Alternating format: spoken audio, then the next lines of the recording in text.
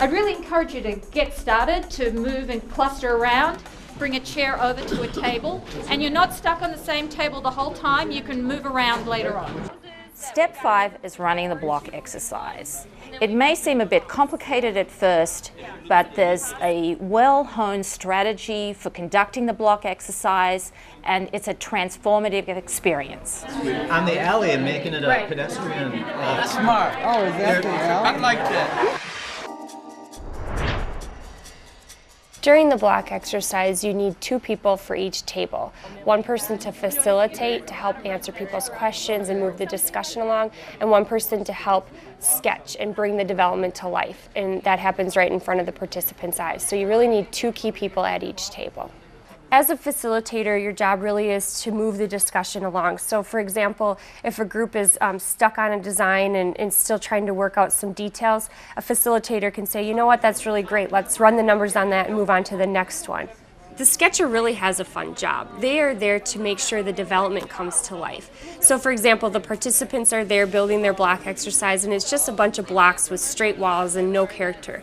And within 15 to 20 minutes, that sketcher has made that development transform from a bunch of blocks into a real building that has balconies and roof pitches and greenery, and it really makes people understand that, hey, this place could look pretty cool. It's a very interactive process. People get to decide what kind of style they'd like to have the building be, and they get to see it kind of emerge out of a drawing. I have a board and I say to people, well, which style would you like?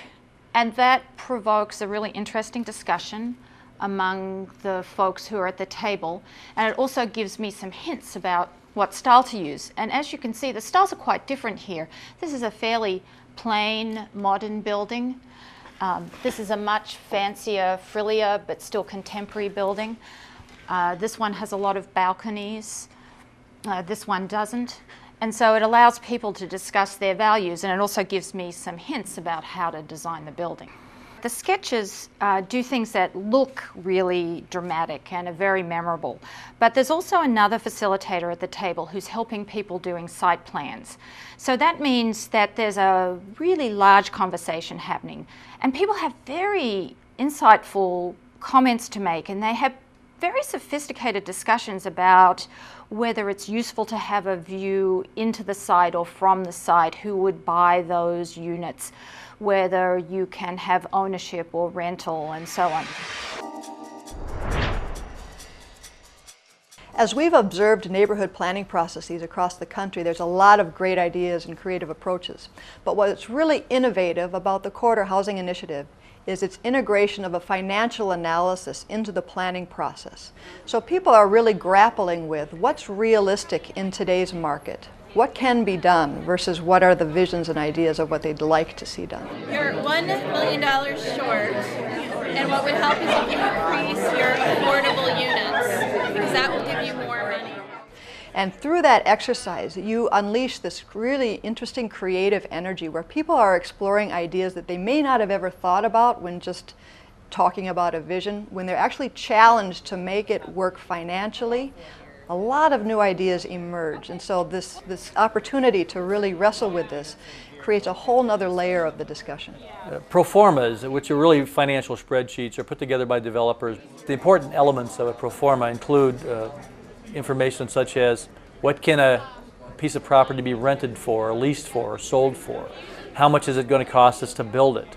How much is it going to cost to acquire the property? Environmental soil borings, application fees, finance fees. There's 100 of different costs. And so those are just the conglomeration of all those costs, those elements, into a place that allows you to test the bottom line. Is it or is it not feasible? Market factors are important because in the end, all the planning in the world won't achieve anything for any of us if it doesn't work financially. Now there are different kinds of financial realities in the pure market housing world or pure market industrial world or commercial world, but there's also a market reality in the affordable housing world. And then you can build a lot more floors and the per unit cost goes down. In the CHI block exercise process, the folks working on the block exercise come up with different forms and structures and ideas about the particular site. And then they bring them to the person running the pro forma, and we plug in those assumptions. We plug in those variables, and it allows, then the pro forma crunches the numbers and it spits out the result. Did you break even or did you not break even?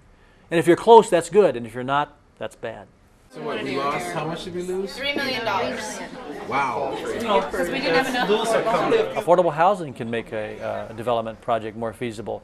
There are sources of funding that help pay down the cost of acquisition, the cost of building a building. Density can be helpful because, again, it allows us to cover costs, spread costs over a greater number of square footage, units, commercial spaces, whatever the development project is. Option 2 was 144. This has less commercial space in it, but does still have some commercial space in it. So still thinking that grocery food co-op kind of idea. After the block exercise is completed, all of the information created is gathered and scanned into the computer so that summary sheets can be created.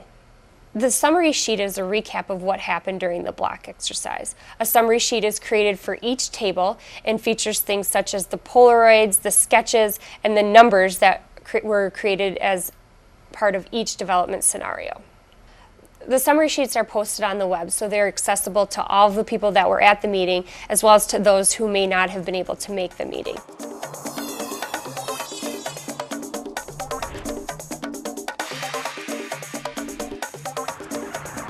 When you're afraid of people, you kind of build walls and fences. When you're afraid, but you take some of the fences down. Step 6 is articulating a vision. It involves several components. One part is often a workshop where community residents meet local developers and business owners and find out how difficult development is in their area. Another component is preparing draft development guidelines to help developers coming to the neighbourhood understand the community values.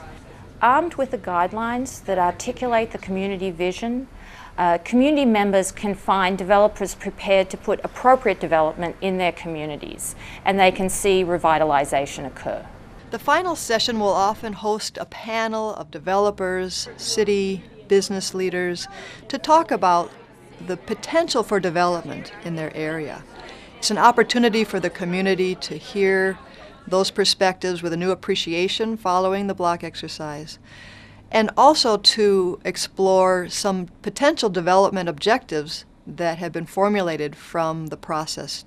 There are a few different ways for bringing developers into the conversation. Often a community will know of developers who have done projects in the past in their area or who are interested in the area. It's good to bring those developers in because you want to continue building relationships with them.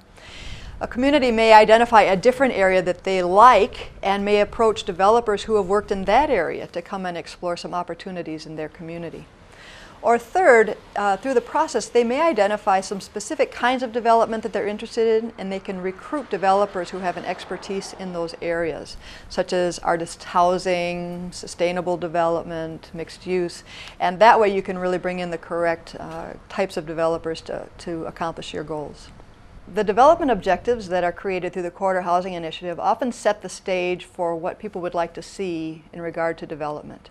What kind of development form would be valued? What kind of mix of uses? What kind of design or preferences? When a neighborhood sets a series of guidelines, plans for their community, it allows the developer to decide immediately whether developer's goals fit into that context or not. And if it does, then it allows us to move forward in a faster, more efficient way.